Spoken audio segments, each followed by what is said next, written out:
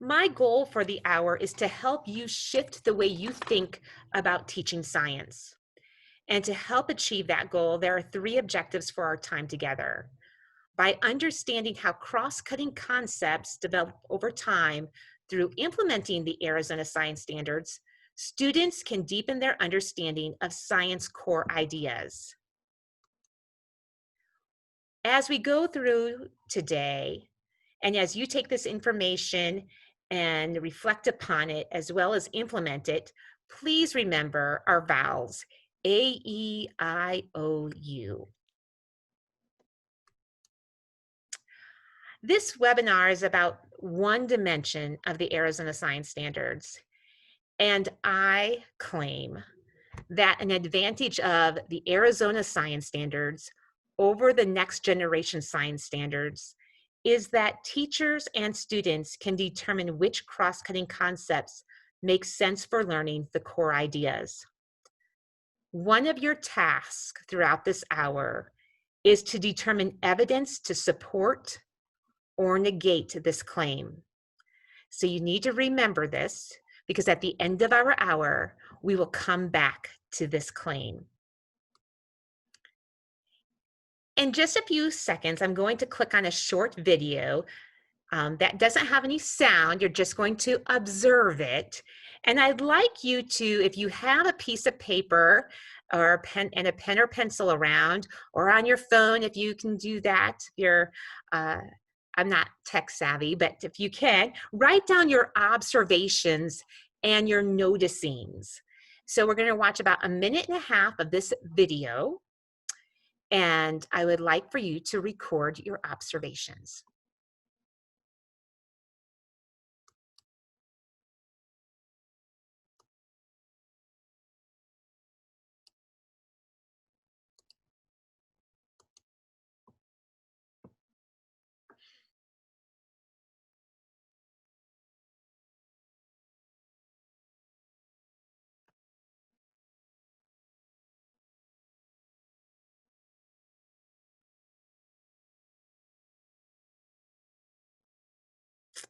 That is a drone for the hummingbird.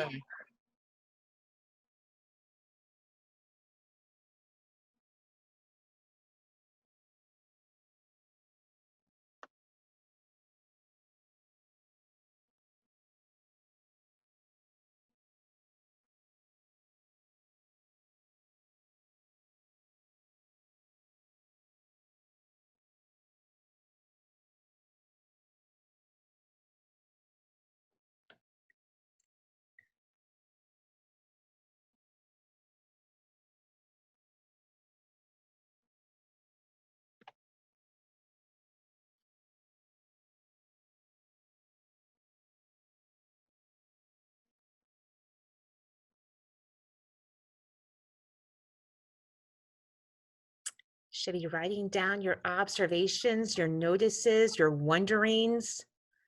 Give you about another 10 seconds.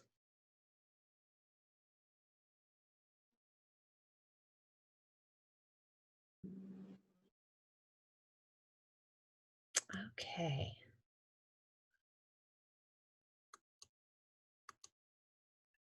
In the chat room, please share your ideas, what your thoughts were, what you saw. So in the chat, you should see the chat button at the bottom of your screen. Thank you, Susie. Butterflies were basking in the sun. Dingy droop trees. They're not afraid of the drone. Yeah, that's interesting, isn't it? And the engineering behind that drone. The butterflies camouflaged with the trees.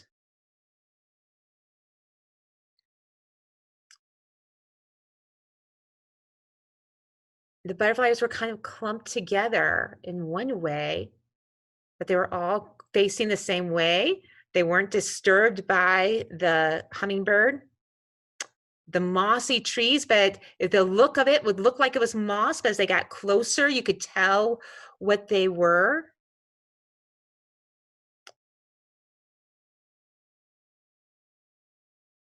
They didn't unravel like a swarm of bees. Yeah. Why are they together? What does it mean? Do they all go there at the same time? A few of them did fly away. Were the caterpillars hurting the trees in any way when were they just there at one time as they were butterflies? Great questions. And as you think about those questions, I'm wondering,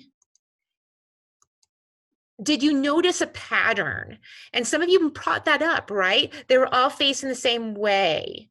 Well, what caused them to face the same way? Is that pattern always that way? Do they come together?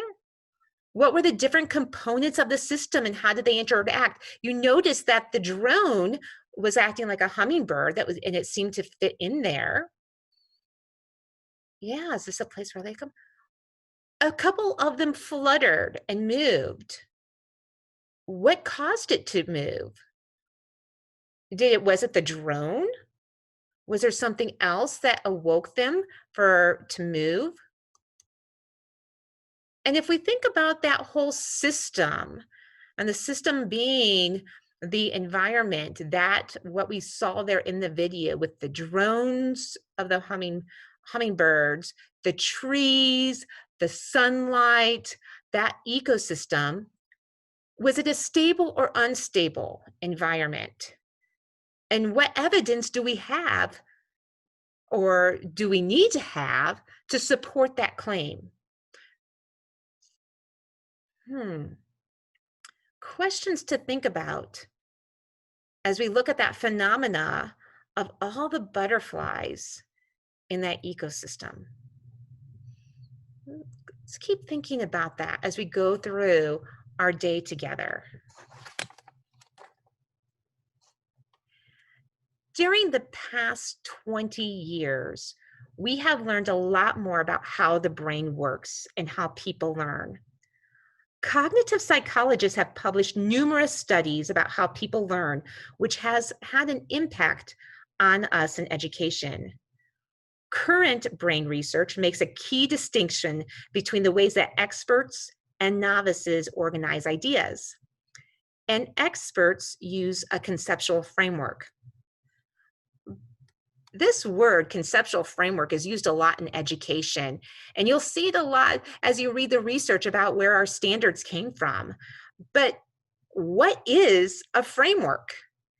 In the chat room, when you think of the word framework, what comes to mind? What do you think the word framework is? Go ahead and respond in the chat room. Guidance, it's a structure. A guide, something that holds everything together, a foundation. It could be a map, great idea. Maybe a hierarchy. Yeah. So it's, when we talk about a conceptual framework, we can think of it as a house.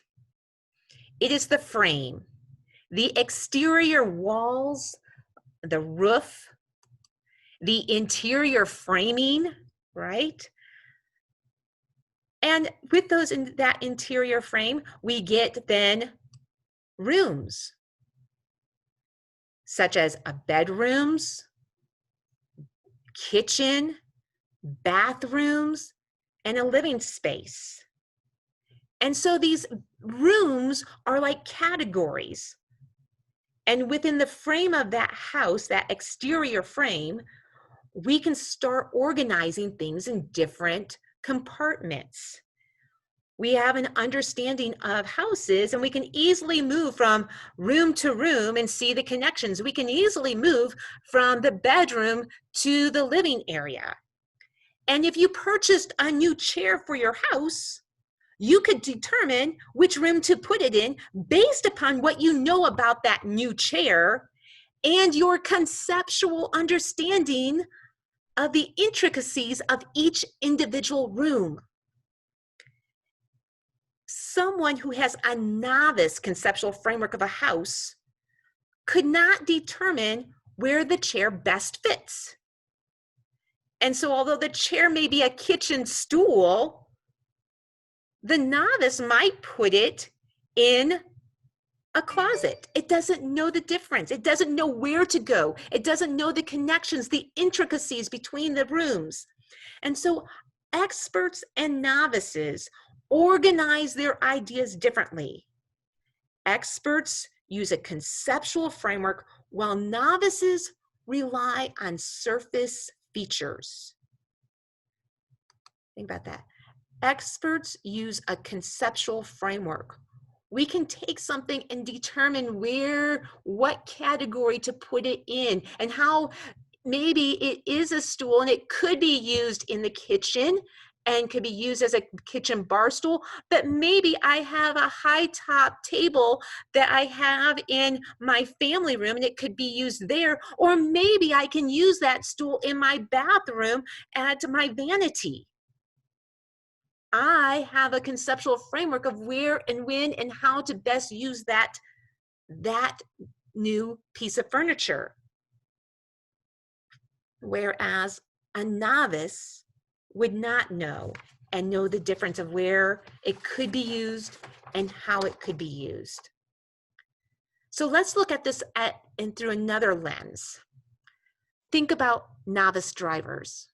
I have 4 children, 3 sons and a daughter, and my 3rd son will be turning 16 on Sunday.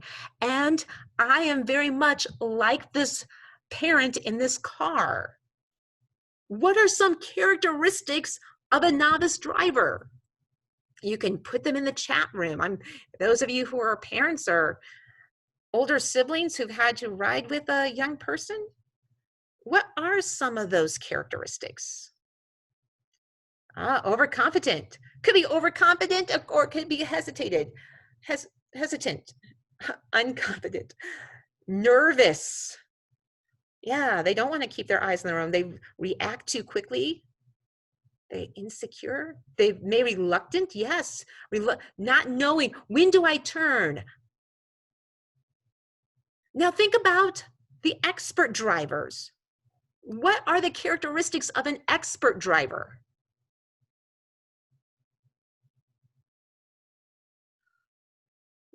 They can be, everything's automatic. They know where things are. Defensive, they're aware. Sometimes it's almost too much on autopilot, right? Yeah, the input is integrated. And they feel like we can multitask or feel like maybe we have to watch it as an expert driver, right? But we know our cars. So the novice driver is trying to figure out when to shift gears. How far in advance do I need to turn on the blinker?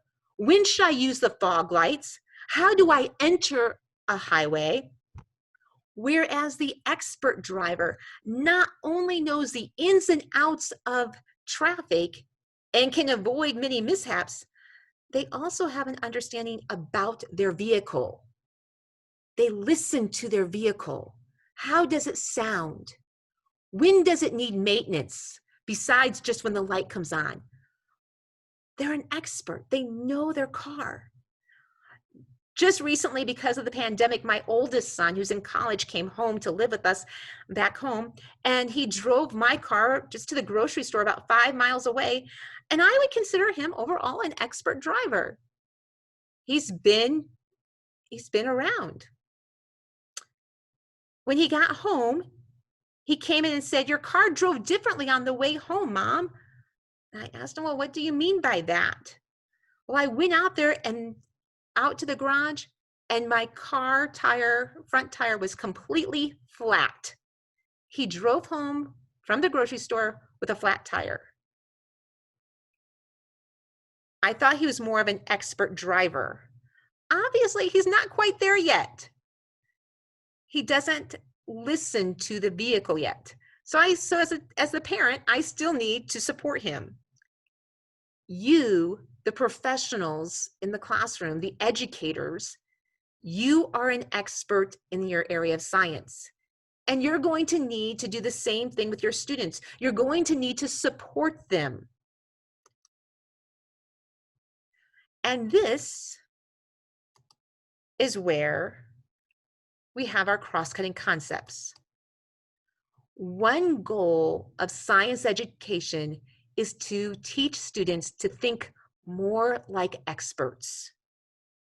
We want them to be experts in science education. That's our goal, to think like experts. If we give students an expert-like conceptual framework to organize their ideas around, we're helping them.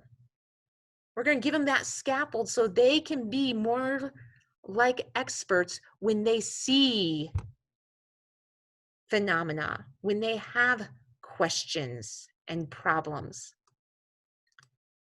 So I want you to think about this. Now that you know about this novice and experts and just this general idea of cross-cutting concepts, how do you see the cross-cutting concepts helping students learn science? How can this framework help students learn science? Go ahead and put your ideas in the chat room.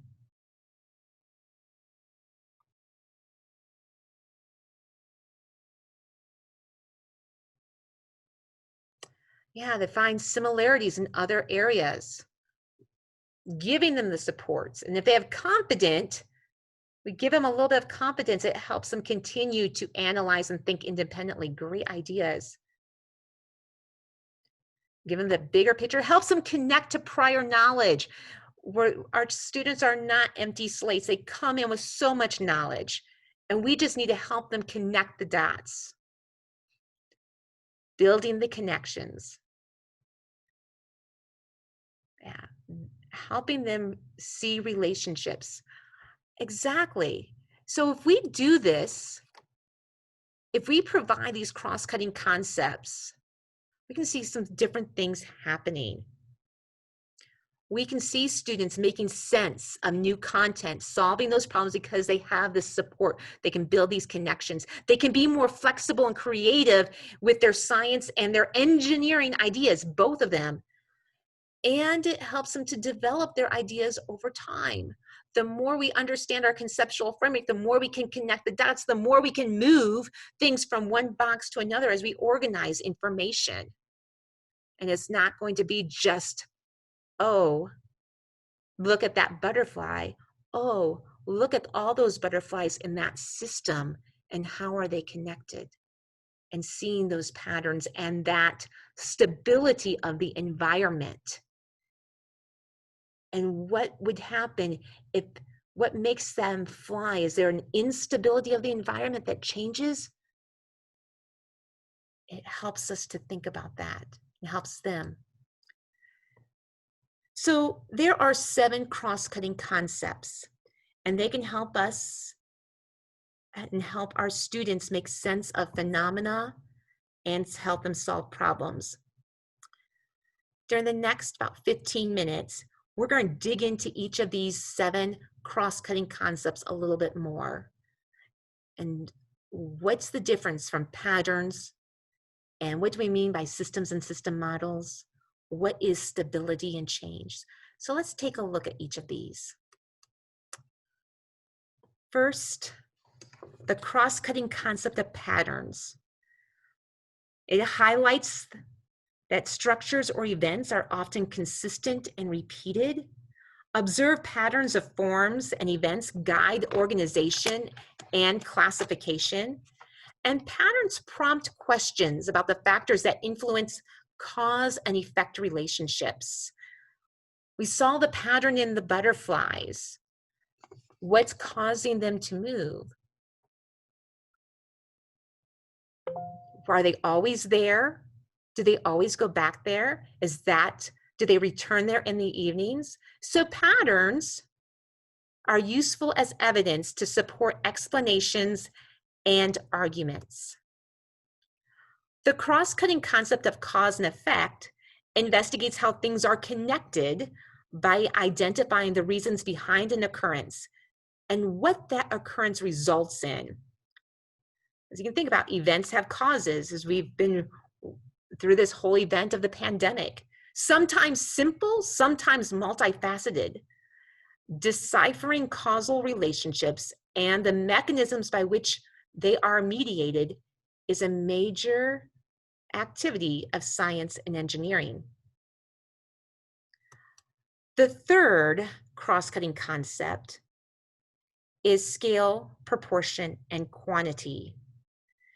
In considering phenomena, it is critical to recognize what is relevant at different sizes, time, and energy scales, and to recognize proportional relationships between different quantities as scales change. Whether we're talking about DNA or whether we're talking about the Milky Way, those are huge different scales, and we have to help students understand those scales and the quantity of those. If you think back to, again, those butterflies, how many butterflies were there? What was the quantity of that in that system? The cross-cutting concept of systems and system models helps us understand the world by describing how things connect and interact. We can use simple representations to explore these interactions. Defining the system under study, specifying its boundaries, and making explicit a model of that system provides tools for understanding and testing ideas that are applicable throughout science and engineering. Again, if we think about those butterflies, what was the system? How can we define the system? Are we just talking about one tree, one limb? Is that our system? Or are we talking about multiple trees and the air and the drone? We need to define our system as we talk about it. Tracing energy and matter flows into, out of, and within systems helps one understand their system's behavior, including the system's possibilities and limitations. Once we define our system, what was the energy and matter coming in and out of that butterfly system? Does it matter? And maybe it does, and maybe it doesn't. But shouldn't we define the system to watch those inputs, outputs? And an object's structure and shape determine many of its properties and functions. The structures, shapes, and substructures of living organisms determine how the organism functions to meet its needs within an environment. Again, thinking about the video we watched earlier, what's the structures of those butterflies to allow them to lay on the tree and such a beautiful formation? What about the structure and function of the drone and that its shape didn't seem to bother the monarchs? In fact, they were playing on it. They were sitting on it. Important things to think about. For both designed and natural systems, conditions that affect stability and factors that control rates of change are critical elements to consider and understand. Again, was that environment stable? Would it change? How do we know it changes, and when will it change? Or will it go back to being stable?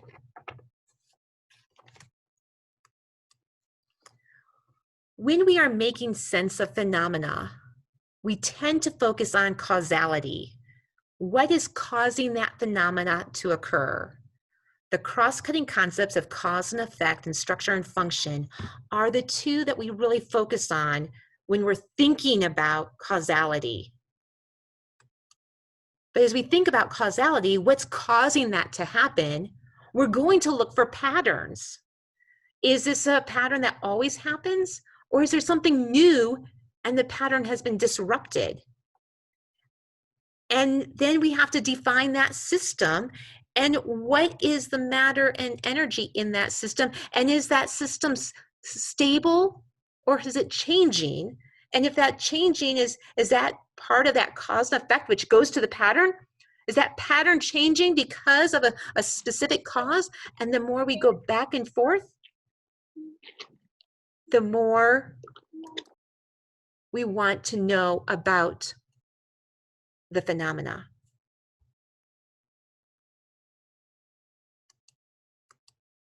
What questions do you have thus far?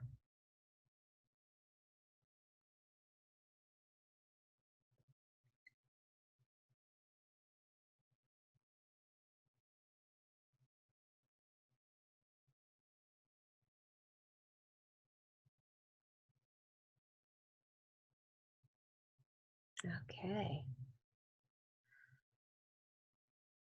Clear as mud. Great. Norma, let's then. Good question. We will get to that progression. So just hold on with me for a little bit. Which ones to focus on for a particular phenomena? I'm not sure, Skylar. Let me see if I can answer that question as we go through. And if I don't answer that question at the very end, let's make sure I come back to that. But I think what we're going to do in the next 15 minutes might help answer that question. Is there a template with types of questions? You're going to get resources that have some ideas, some prompts to help you use as you think about how do I help scaffold this learning with my students. Yeah, it is difficult how to guide them, but it's good questions. So let's take a look here. You have 7 cross-cutting concepts. I'm going to give you a quiz and you have to put them all in order. No, I'm just joking. There is no order. First of all, there's no order of them, and I'm not giving you a quiz. Well, not exactly. But what I am going to do in just a few minutes is I'm going to show you a picture of three different pictures all on one slide. And you're going to get a poll again. I'm going to put a poll up, and it's going to ask you to match those 3 pictures. Which cross-cutting concept connects those 3 pictures together? So you'll have we're going to do 7 times of this because there's only 7 cross-cutting concepts. You're going to look at a slide which will contain pictures, and using the poll, you have to determine which cross-cutting concept connects these 3 pictures. Are you ready? I think you're ready for this. So I'm going to start the poll. I'm going to show you what the poll looks like so you're have an idea. I stopped share results. I thought I stopped share results. Let me get through here.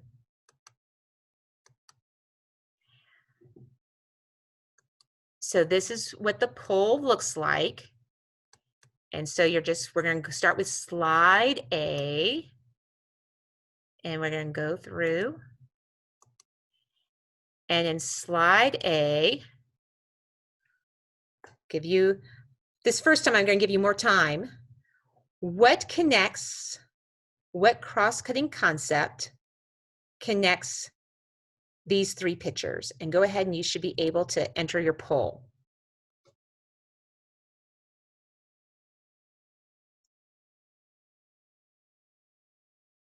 Can you see the poll? Nobody's entering.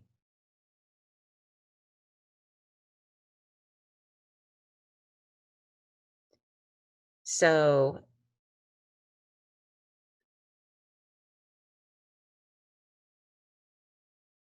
this may not be working. So you should be able to connect, you should look at these 3 pictures and which cross-cutting concept do you believe, for this is A, connects these 3 pictures? Not working?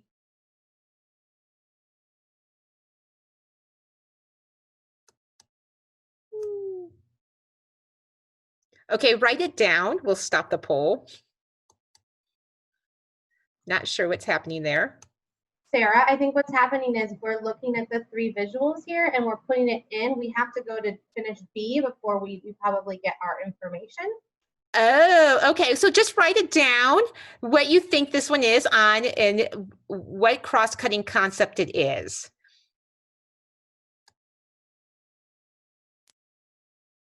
It should have let you just continue to go. Let's look at,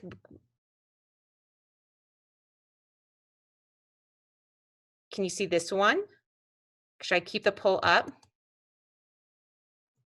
Yeah, if you keep the poll up, it makes this easy for us to see. Okay, sounds good. I see what I'm doing. It's not going to show me until you hit submit. Got it.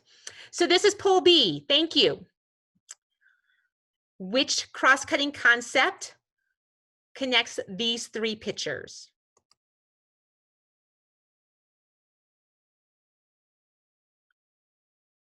Okay, I'm going to go to the next slide.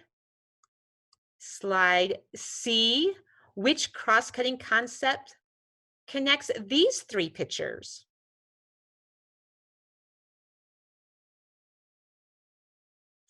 So if you look at the poll, you should have all, I know it's hard. The poll lists all 7. So guess which one of these connects all 3 of these?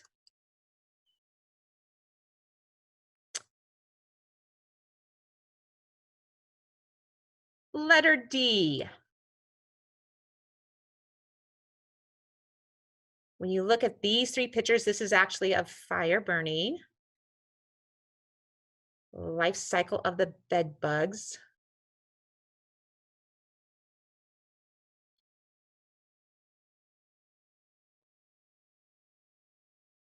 Try to go a little slower. Which one of these do you think, which CCC connects these 3? Okay, letter E. I'll give you a hint on the picture on the right. Goes very well with the coronavirus, is somebody who is coughing or sneezing, and you can see the water droplets through the air.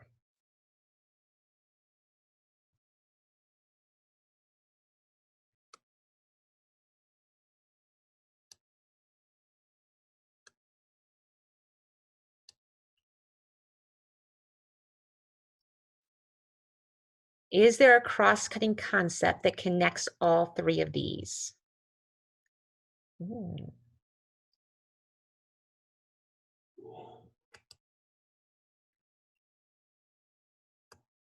And letter F.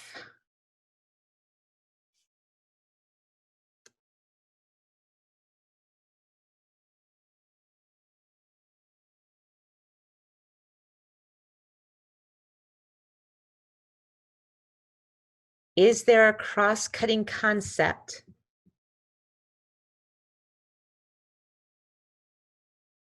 Is there more than one concept per thing?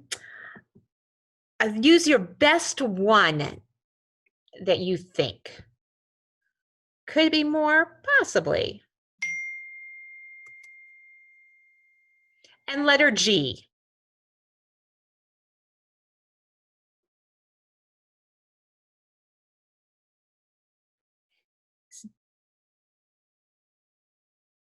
Okay. So let's take a look. Go ahead and submit your polls, and we'll check your answers.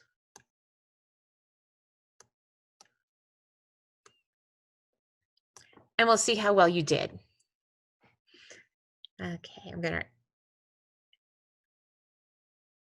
give you just another minute to end the polling, and we'll take a look and see how you did. So many of you said scale, proportion, and quantity. Not only did you say it in the poll, but also in the chat box, and you are correct. This is scale, proportion, and quantity. These three pictures connect all with that cross-cutting concept. Letter B. Again, the majority of you stated that it's patterns, and you are correct on this one. All three of these pictures can be looked through the lens of patterns. Whether we're talking about nuclear energy, or whether we're talking about the energy that makes the ripples of the waterfall, or we're talking about matter and how matter changes and what matter is, solid, liquids, or gases, or the energy and matter with the food chains, that is for pole C. And letter D could be a challenging one, but majority of you got this one correct too. It is stability and change, how things change over time in a stable environment or unstable at times. And letter E, and I saw this even in the chat box, probably more easy because you see that ball and you know that's person sneezing, and that is cause and effect. And letter F, again, majority of the individuals who did the poll said structure and function. What is the structure of the particles, and what is its function? And letter G, the last one, is systems and system models. So congratulations. You connected the different visuals with the cross-cutting concepts. And these cross-cutting concepts help us to make sense of phenomena. They are valuable tools to connect things. So let's go back real quick to the Monarch video. And I want you to think about those different lenses. Think about patterns, think about stability and change, think about scale and proportion. And we're just going to watch the end of this video and keep one or two of those cross-cutting concepts in mind. Choose one or two right now before I hit start. And I want you to keep that cross-cutting concept in mind as you watch the rest of the video. And we're going to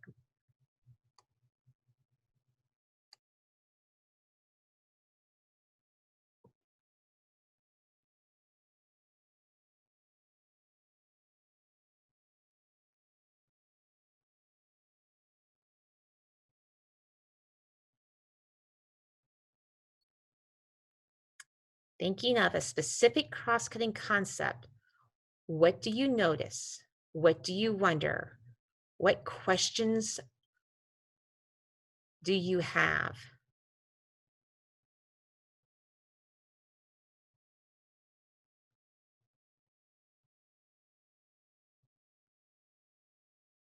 What patterns do you notice? What might be causing those patterns? Is this a stable environment or unstable? And how do you know? What's causing the butterflies to fly? What effect is this having on the environment? What's the structure and function of the trees, of the wings, that allows them to do that?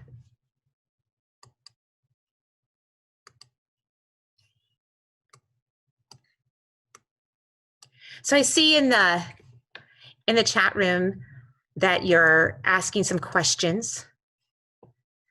As you thought through those lenses, did it make a difference of what you were noticing, of what you were wondering about compared to the first time?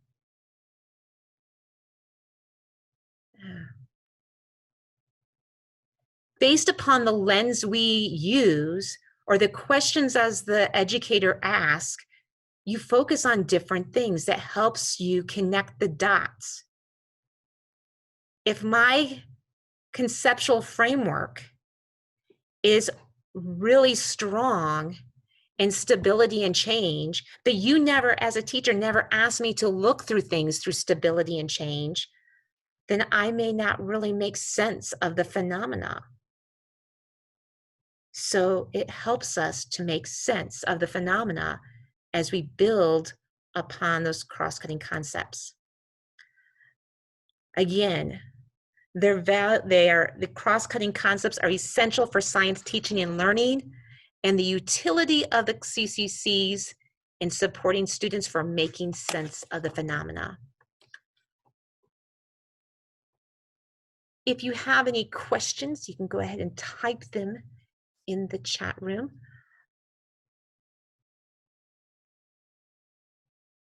But I think we still had a question about the progressions from earlier on that I'd like to address.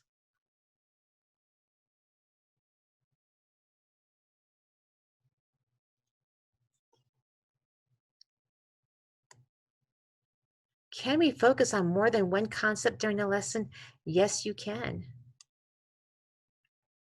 And if it helps to help the student make sense of it, then why wouldn't we do that? So as we look at our Arizona science standards and this dimension of the CCCs, let's take a look here at a third grade standard. Construct an argument from evidence that organisms are interdependent. My question to you is, where is the cross-cutting concept in this standard?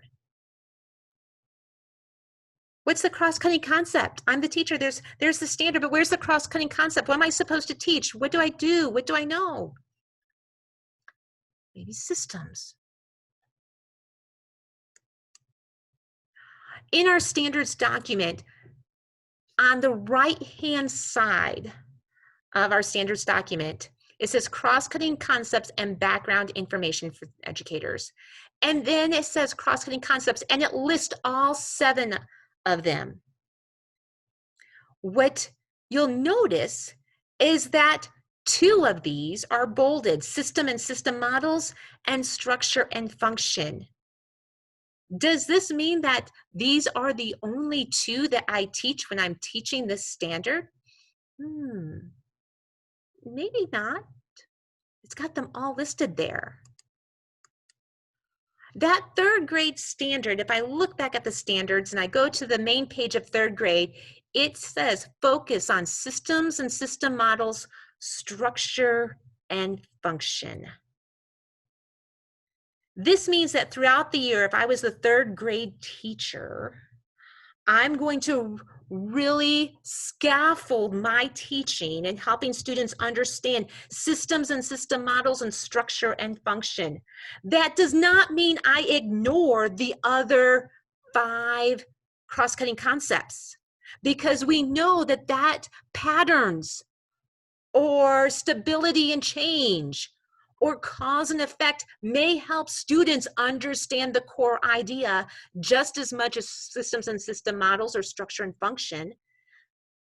But these are the 2 as we scaffold learning that we will want to focus on throughout our year. And it helps that these 2 can be continually tied into our teaching.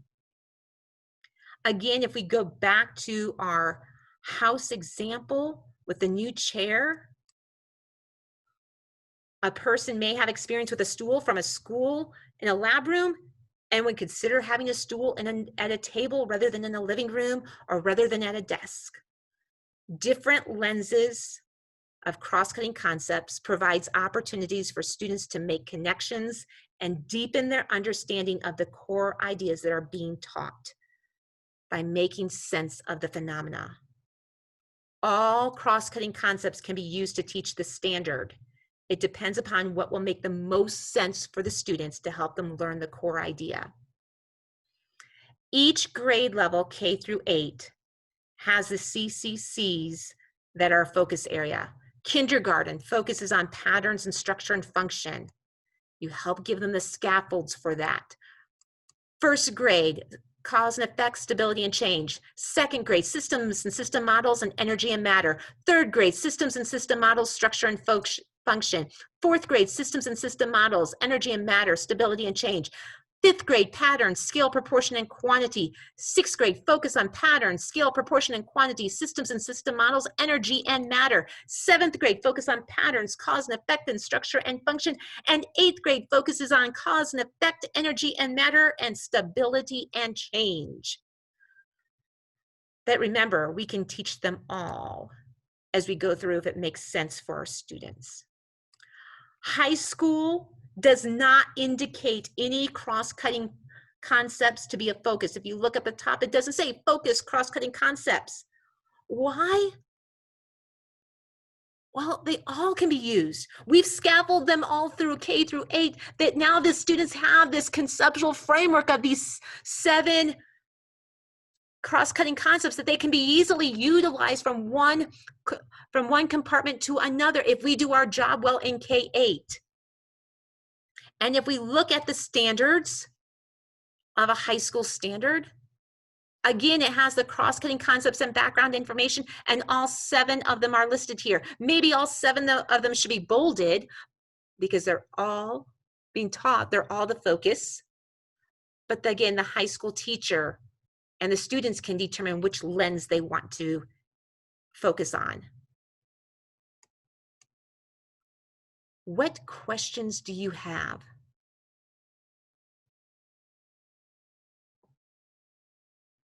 Okay. I'm going to continue on. Please go ahead and put questions in the question box if you have questions. But again, we said K-8, we need a scaffold. So how do we do that? What's the difference between patterns at a kindergarten level versus a patterns at the high school level? What does it look like for looking at stability and change at a 3rd grade level versus a 8th grade level? ADE has wonderful documents to support you.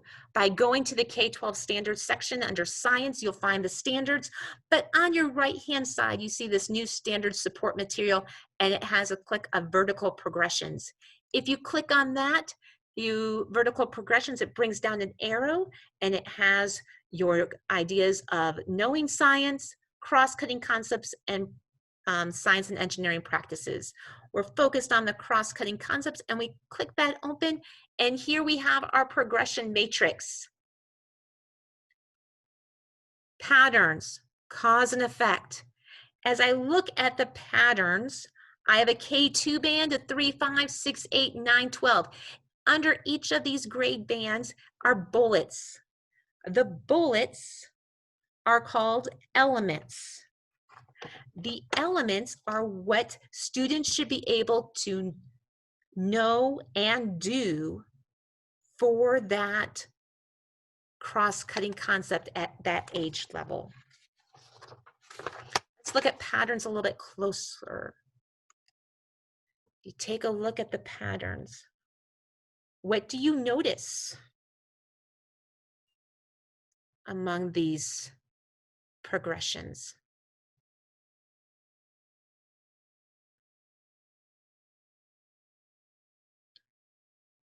Does this progression for K-12 for patterns make sense? Can kindergartners look at things in the natural world and be able to describe some patterns they see and use it as evidence? Yeah, I think they can. Yeah, they build upon as they go. Graphs, charts, and images can be used to help identify patterns. We're going to get into more mathematics as we move up the grade progression.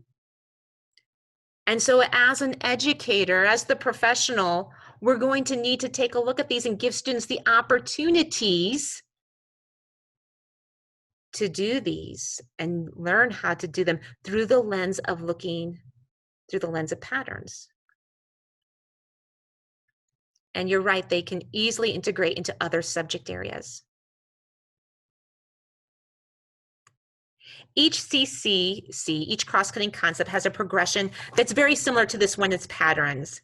And again, you as the professional will need to scaffold students' understanding of the CCC while they're making sense of the phenomena.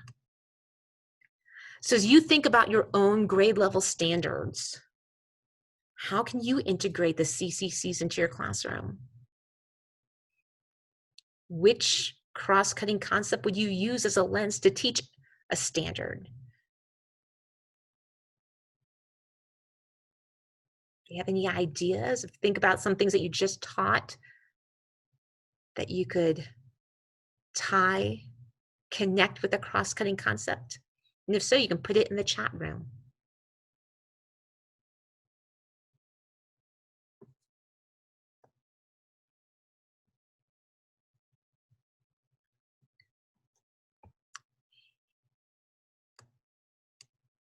In the beginning of this, I claimed that an advantage over the Arizona science standards over the next generation science standards is that teachers and students can determine which cross-cutting concepts make sense for learning the core ideas. Did you collect any evidence to support this claim or negate this claim throughout this past hour? And if you could like to put it in the chat room, if you have evidence.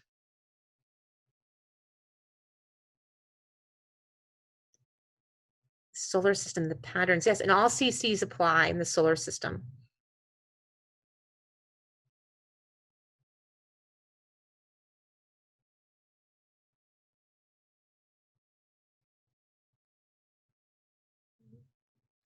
It gives them the flexibility.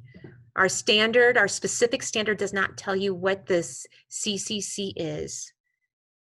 We can choose it, which makes sense for our students or help them to make sense of the phenomena.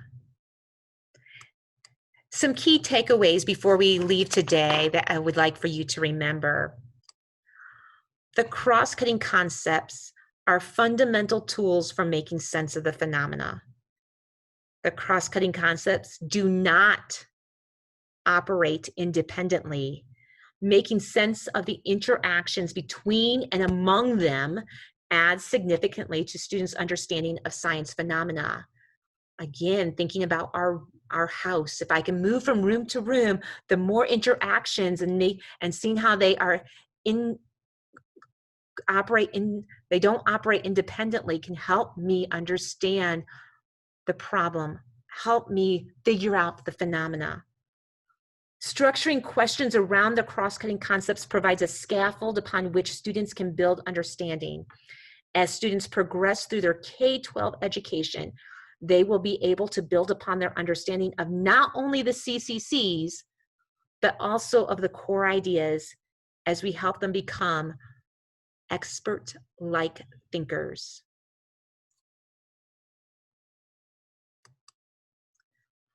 What questions do you have?